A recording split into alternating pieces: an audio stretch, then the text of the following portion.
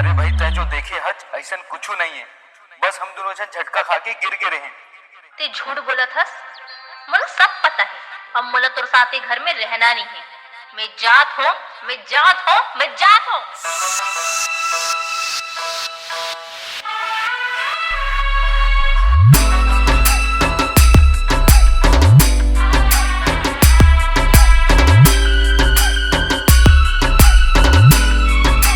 DJ Chhotu लावर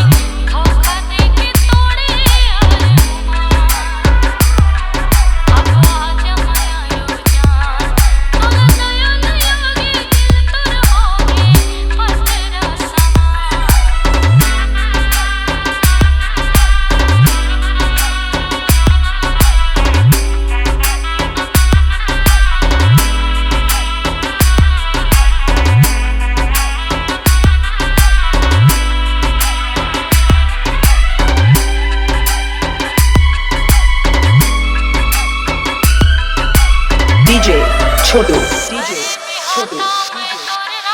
लावर